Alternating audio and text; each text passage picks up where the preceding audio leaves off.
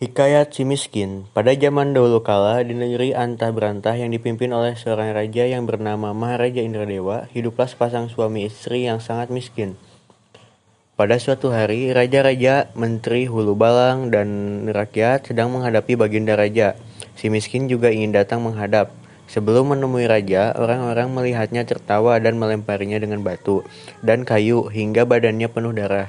Baginda raja yang mendengarnya bertanya-tanya ada apa, kemudian baginda raja memerintahkannya untuk diusir. Orang-orang pun mengusirnya hingga ke tepi hutan, tempat di mana ia bermalam. Ketika siang hari, si miskin pergi ke kampung untuk mencari rejeki. Tetapi sesampainya di kampung, orang-orang mengusirnya dengan kayu. Si miskin berlari ke pasar, tetapi di pasar ia pun dilempari batu hingga tubuhnya dipenuhi darah. Sepanjang jalan, si miskin menangis dan kesakitan, hingga akhirnya ia sampai di tempat pembuangan sampah dan menemukan sepotong ketupat yang sudah basi dan ruas tebu. Dimakanlah ketupat tersebut oleh sepasang suami istri tersebut dan sebagai penghilang dahaga, diminumlah ruas tebu tersebut.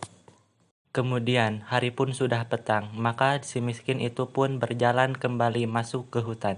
Setelah sampai di hutan, dia bersihkannya darah-darah yang ada di tubuhnya. Maka si miskin itu pun tidur di dalam hutan itu. Setelah pagi hari, si miskin itu berkata kepada istrinya bahwasannya ia merasa sudah tidak berdaya lagi, namun istrinya menguatkan kembali suaminya itu. Si miskin sebenarnya adalah seorang raja yang dikutuk oleh Batara Indra hingga seperti itu. Tak beberapa lama, istri si miskin hamil 3 bulan. Sang istri ingin sekali makan buah mempelam yang ditanam di taman raja. Segera si miskin menolaknya dan istrinya menangis karena menginginkan buah tersebut.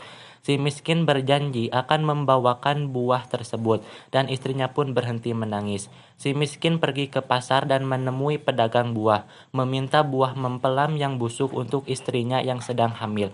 Orang-orang yang biasanya mengusir dan memukulinya merasa kasihan. Mereka tidak hanya memberikan buah mempelam, tetapi juga nasi, bahan makanan, dan buah-buahan. Kemudian, ketika sesampainya di rumah, ia menceritakan apa yang ia peroleh dari pasar.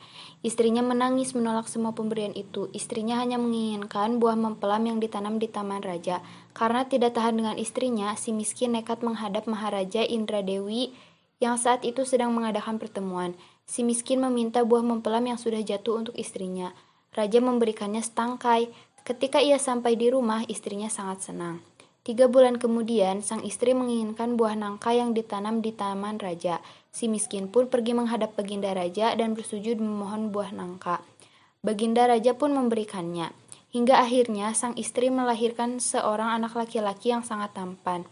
Mereka memberikan nama Markaromah yang artinya anak di dalam kesukaran.